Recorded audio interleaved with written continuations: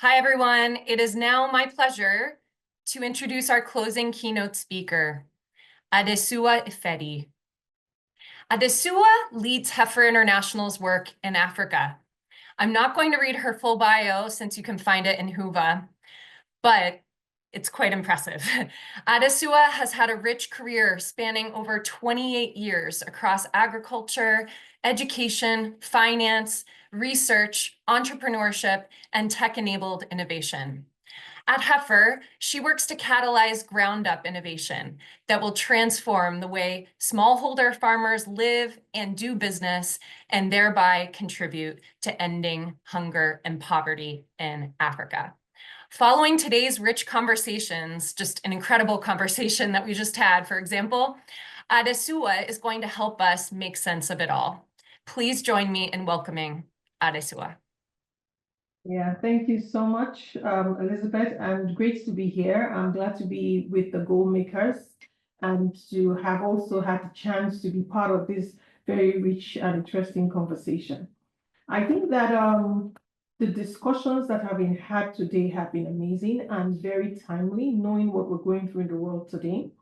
Our opening session, the fireside chat, focused on helping us to understand that we are living in times that have accelerated change. And we went on also to begin to talk about the importance of locally led, but also the importance of the wisdom in the grassroots.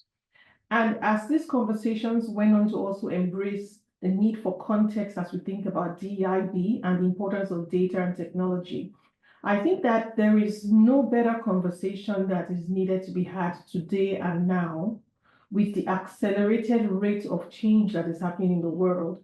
And as we heard from the last panel also, the intensifying challenges that we have to deal with where we work. In 2020, Jamais Caskil, who is a futurist, came up with a term called BANI. BANI is more or less like a follow-up on VUCA, for those of you who may have heard about VUCA. But BANI stands for brittle, anxious, non-linear, and incomprehensible. And this framework was put together to better capture what was discussed in the fireside chat earlier today, which is the fast-changing and difficult to cope with pace of transformation in the world altogether. But I think what is much more endearing to me about the BANI framework is not just that it describes the brittleness of not just the world or the society, but what we face today, and the fact that anxiety has been people's response to it, and the fact that even though we have tried to control the environment around us by building framework that enables us to make sense of how we can solve the world's biggest problems like poverty, the world continues to demonstrate a lot of incomprehensible challenges. And I think the complexity of the weight of these changes we've now learned since 2020, that something could happen somewhere in the world, right? And in another part of the world, the impact of that change will be felt greatly. I remember that in Africa, when the war in Ukraine was announced, we never understood that those of us who worked in agriculture and the dairy value chain will be experiencing challenges with farmers having access to feed for their cows. We didn't realize how dependent our global supply chains were until we saw the impact of the post-COVID issues, including the wars that came out from there.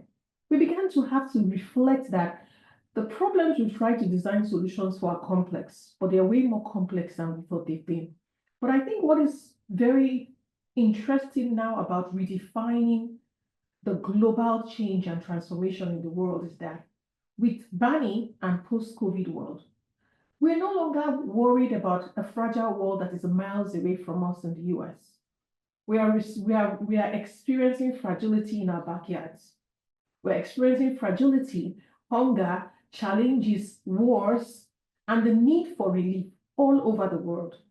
Now, there is a very slim difference between how we perceive uncertainty in the global south, where we know that the poverty index is really, really a big challenge, but also in the global north, where we would not have thought that those indicators are very strong. But now with the volatility and the complexity, the challenges that is facing organizations like those of you here today who are grappling with addressing issues in the US is now becoming really similar to some of what we're experiencing in the global south. And what I think is exciting about today's conversation is that the issues and the solution are becoming more similar. The need for locally led leadership that is closer to the issues that we are dealing with is as relevant for us in Heifer International, where we work across the world, and we work in Africa, in Asia, and the Americas.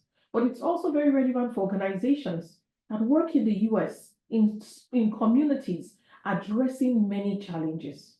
I remember a few years ago when I was in Boston and I took part in a walk for hunger.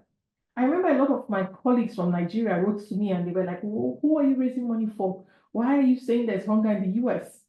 Well, I think that today the world is beginning to become more humble and more aware that the difference between the fragilities in our communities where we work in Africa and the fragilities in communities in countries in Europe that have experienced a lot of instability, and the US as well, is pretty similar. And so the lessons that I think that I'm leaving here today with, and I believe that as many of us leave this conference and reflect on what we've heard, the challenge that we face as development change makers is to ask ourselves, what does this complexity mean to the way we worked in the past? How can we begin to think differently about the connectivity of the challenges?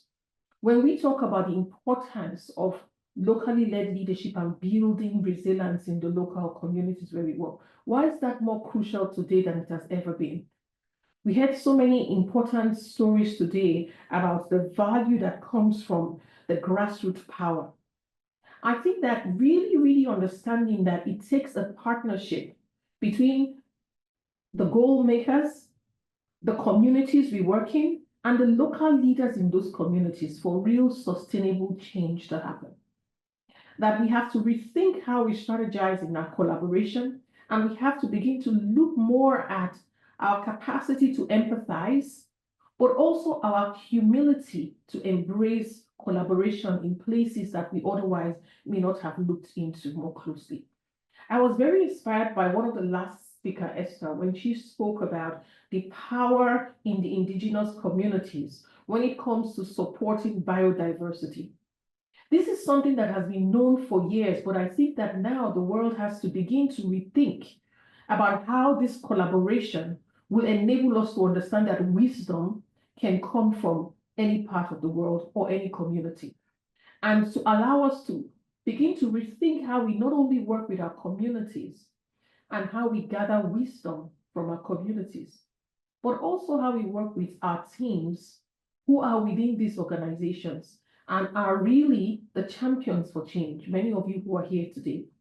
Because as we think about sustainably locally led work at the community level, we must also think about our organizations that are global, that are regional, or that are local, and be sure that the same values that we expect to espouse outside of our organization is also a reflection of how we think about how we work within our organization. And I'd like to close with this by sharing our story in Heifer International. Since 2020, we have also as an organization continued to deepen how we think about leading as an organization, leading through a locally led lens. We've also embraced the vulnerability that came from the Bani framework that talks about how brittle the world is, how anxious it's causing everyone that is engaged in the challenges to be, how incomprehensible it is as well. And we are looking at the non-linearity of the challenges as an opportunity to strengthen our collaboration with our local partners, with the communities that we work with, but also with the teams with whom we engage. The organization's capacity to begin to evolve and to embrace not just diversity, but understand the beauty of context and see context as an asset to allow us to be able to gather the wisdom we need in the different contexts where we work and trust the teams that we have to be able to deliver the results. And so I want to close today with something that I think really resonated with me when I read it, and it says, how can we carry this experience into our rapidly changing world? What pieces of today's dialogue will guide our actions tomorrow? And at the end of the day, it's not about sitting here and listening to everything we've heard, but it's what actions will we take and what wisdom will we try to implement as we think about the work that we do. I want to also close by saying that there is so much similarity between the world today and the work that we do in the global north and the global south. I think that the margins between the global north and global south, in my opinion, have thinned down, and every one of us who is a global change maker, regardless of where we sit in the world to make change happen, we all need to embrace this new concept of very strong, radical collaboration, deep listening and empathy, and the ability to mine the wisdom that is in the communities that we are partnering with to make change happen. So I want to just say, I'm really excited and glad to be part of this, and I want to thank you also for giving me the chance to be part of this event. Thank you so much.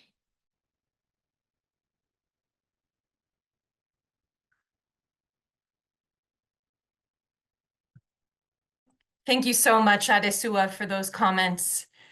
Really powerful, and I love the connection with the U.S. as well, given that we have a global audience today, and certainly, what draws me to this work as well and to Global Washington's platform is recognizing that many of these challenges that we're working to solve together as a community exist everywhere, as you say. They exist in the United States just as countries around the world. So thank you so much. And with that, I would like to invite everyone to please sign in via Whova to our next session, which is a lunch session featuring Pangea Giving. And we're going to learn more about